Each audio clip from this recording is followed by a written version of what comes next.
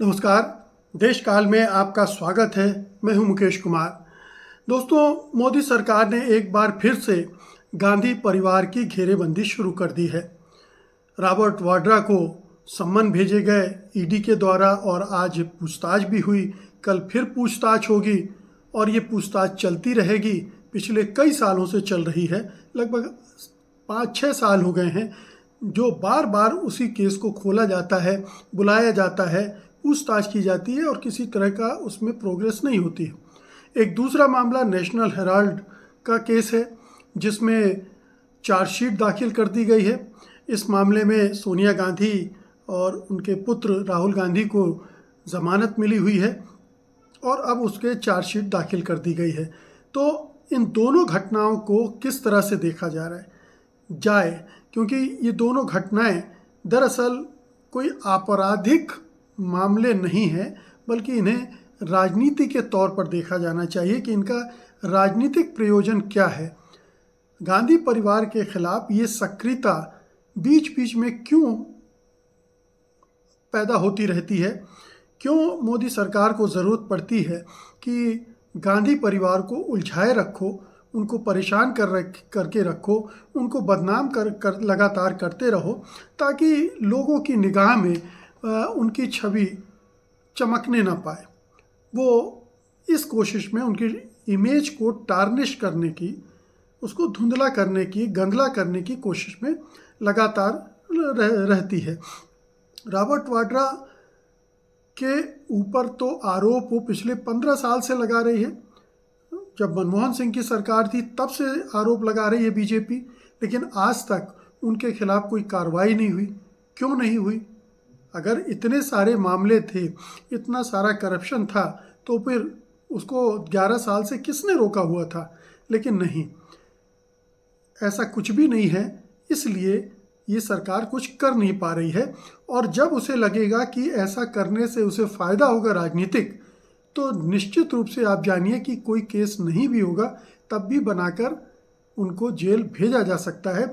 और अब ये कहा भी जा रहा है कि शायद अब मोदी सरकार मन बना रही है कि रॉबर्ट वाड्रा को अरेस्ट कर लिया जाए, उन्हें जेल भेजा जाए ताकि प्रियंका गांधी को चेक किया जा सके, प्रियंका गांधी को रोका जा सके। रॉबर्ट वाड्रा को जेल में डालकर फिर अटैक होंगे प्रियंका गांधी पर और करप्शन की बात होगी।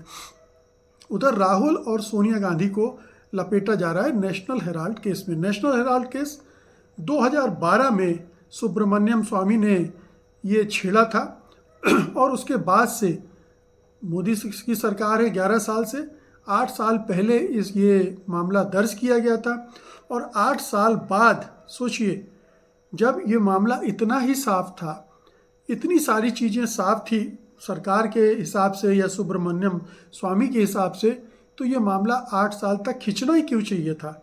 2, 3, 4 साल में चार्जशीट दाखिल हो जानी चाहिए थी और उसके बाद केस चलता और जो सज़ा, अगर अपराधी हैं ये, तो इनको सज़ा भी हो जानी चाहिए थी अभी तक, लेकिन नहीं हुई। क्योंकि ये सरकार जानती है कि अगर इनको सज़ा हुई, इनमें से कोई भी जेल गया, तो ये बीजेपी की सरकार के लिए, बीजेपी के लिए, संघ परिवार के लिए एक और आफत खड़ी कर देगा।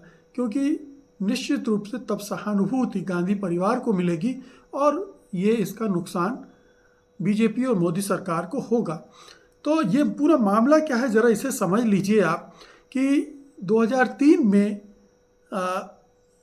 जो नेशनल हेराल्ड था, आपको पता है कि नेशनल हेराल्ड अखबार की स्थापना जवाहरलाल नेहरू ने की थी और उसके बाद वो चलता रहा अखबार, लेकिन कुछ साल पहले 2008 में वो बंद हो गया क्योंकि जाहिर है कि उसको चलाने के लिए जो साधन चाहिए थे नहीं थे, वगैरह वगैरह जो भी था। तो उसके बाद जो एसोसिएटेड जर्नल्स लिमिटेड थी, अखबार की प्रकाशक थी नेशनल हेराल्ड की, उसको बदल के उसको यंग इंडियन लिमिटेड में एक्वायर कर लिया गया और जो कांग्रेस ने उसको कर्ज दिया था तकरीबन 80 करोड़ रुपए का, उसको नई कंपनी ने खरीद लिया। अब नई कंपनी के बाद बहुत सारी अचल संपत्ति है, कई शहरों में है और चूँकि वो लगभग 5,000 करोड़ की बताई जाती है, इसलिए इसे एक ईडी का मामला बना दिया गया कि इस बहाने गांधी परिवार ने इस संपत्ति पर नियंत्रण कर लिया है। लेकिन मज़े की बात यह है कि किसी भी संपत्ति पर गांधी परिवार का कोई हक नहीं है, कोई नियंत्रण है नहीं। ये जो है वो ट्रस्ट है, और ट्रस्ट में किसी को कोई भी डिविडेंड नहीं मिलना है, किसी को कोई फ़ायदा नहीं मिलना है, कोई किसी संपत्ति पर कब्जा नहीं कर सकता, कोई इस जो यंग इंडियन लिमिटेड है उसकी संपत्ति को बेच भी नहीं सकता है। तो इसका मकसद जो था AJL से YIL बनाने का, उसका मकसद था कि कैसे इसको बेहतर ढंग से मैनेज किया जाए और मैनेज करके फिर से दोबारा इसको शुरू किया जाए। और हुआ यही कि फिर एक डिजिटल एडिशन शुरू किया गया नेशनल हेराल्ड का, और वो अभी चल रहा है। तो वो नेहरू परिवार की संपत्ति थी, वो कांग्रेस को दी गई, इसमें कोई गड़बड़ झाला था ही नहीं। लेकिन जब आपको किसी परिवार को टारगेट करना है, किसी व्यक्ति नेता को टारगेट करना है, किसी पार्टी को टारगेट करना है, तो ये इस तरह के मामले बनाए जाते हैं। और कांग्रेस का इस मामले में ये कहना बिल्कुल सही है कि ये एक वेंडेटा पॉलिटिक्स का हिस्सा है, ये बदले की राजनीति का हिस्सा है, जिसमें गांधी परिवार को बदनाम करने के लिए नेशनल हेराल्ड का मामला बनाया गया है। अब अदालतों में मामला जाएगा, चलेगा जब तक चलेगा, लेकिन उस मामले के वजह से गांधी परिवार को लगातार कटघरे में खड़ा रखा जाएगा। ये मोदी सरकार का एक इरादा, एजेंडा लगता है। तो एक तरफ उसने रॉबर्ट वाड्रा को लपेटे में ले लिया है, हो सकता है उनको अरेस्ट किया जाए। राहुल गांधी और सोनिया गांधी को अरेस्ट करने की हिम्मत मोदी सरकार में नहीं है। ये देखिए, कुछ समय से पहले से कुछ इशारे आ रहे थे कि अब मोदी सरकार गांधी परिवार से जुड़ा कोई बड़ा फैसला लेने जा रहे हैं।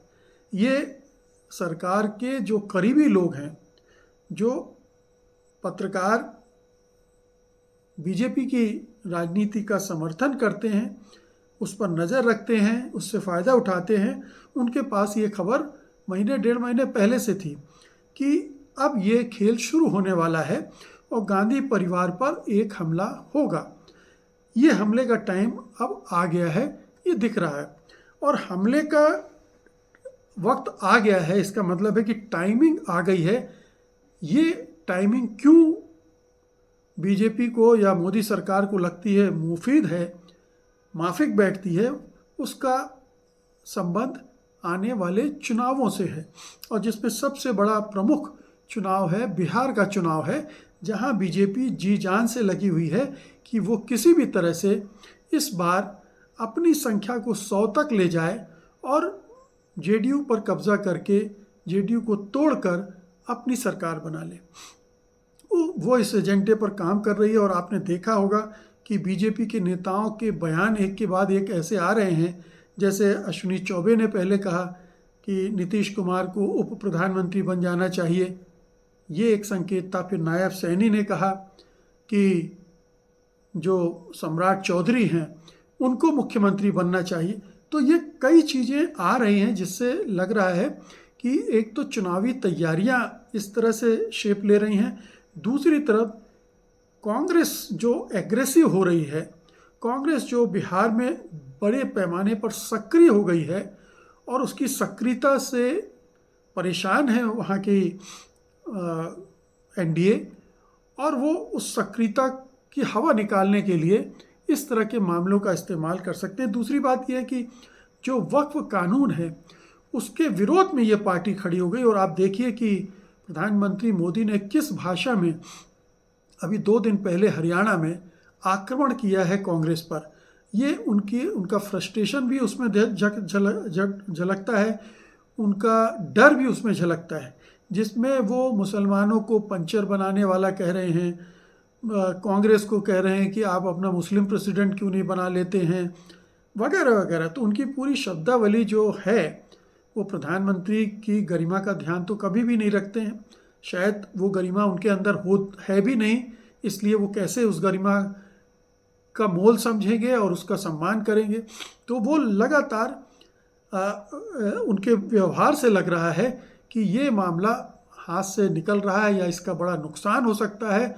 और इधर गुजरात अधिवेशन में जिस तरह से राहुल गांधी ने एक आक्रामक मुद्रा अख्तियार की और पूरी पार्टी को नए सिरे से गैल्वेनाइज करने के, एनर्जाइज करने की रणनीति बनाई, और वो भी गुजरात में वो और भी काम करने जा रहे हैं। गुजरात में ही मोदी और उनकी सत्ता और उनकी पार्टी और उनकी राज्य सरकार उसको चुनौती देने जा रहे हैं, यानी उनके गढ़ में जाकर वो लड़ाई लड़ने की तैयारी कर रहे हैं।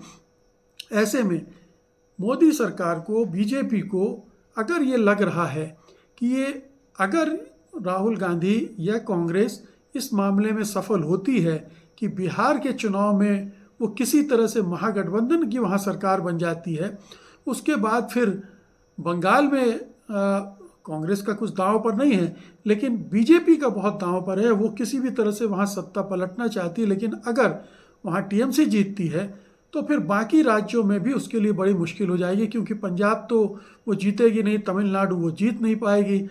उसके पास फिर आगे जो चुनाव आ रहे हैं उनमें नई चुनौतियां खड़ी हो जाएगी, और असम में भी क्या होगा कोई नहीं जानता है। बेशक हेमंत विश्व शर्मा पूरी तरह से राज्य को कम्युनलाइज करते जा रहे हैं, सांप्रदायिककरण करते जा रहे हैं, लेकिन वहाँ भी बीजेपी को एक नई चुनौती का सामना करना पड़ सकता है। तो बीजेपी इन खतरों को देख रही है, और ये भी हो सकता है कि मोदी अपने को मजबूत करने के लिए पार्टी में इस तरह के दांव खेल रहे हों, क्योंकि वो नागपुर गए, भागवत से मिले, और ये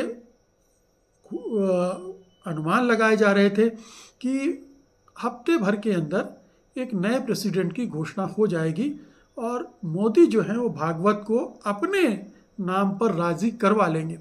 लेकिन वो हुआ नहीं। 15 दिन गुजर चुके हैं और कोई नाम सामने नहीं आया है।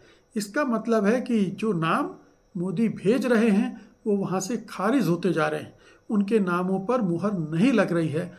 तो पार्टी के अंदर, संघ परिवार के अंदर मोदी जी की स्थिति कमज़ोर होती जा रही है, भागवत प्रेशर बढ़ाते जा रहे हैं, और अब इस प्रेशर से निकलने के लिए या संघ परिवार पर कोई प्रेशर बनाने के लिए अगर कोई एक बड़ा वितंडा खड़ा कर रहे हों, कोई बड़ा ऐसा मामला खड़ा कर रहे हों जिससे सारा ध्यान इसी पर आ जाए और ये लगने लगे कि मोदी तो ज़रूरी है, मोदी को कमज़ोर नहीं किया जा सकता, अभी किसी भी तरह से बीजेपी में कोई ऐसा अध्यक्ष नहीं बनाया जा सकता जो मोदी पर अंकुश लगाने की कोशिश करे या मोदी के समानांतर खड़े हो या मोदी की इच्छा के विरुद्ध संगठन में परिवर्तन करे, उसकी नीतियां बनाए। तो मोदी अगर ये दांव इसलिए भी खेल रहे हों तो कोई हैरत की बात नहीं।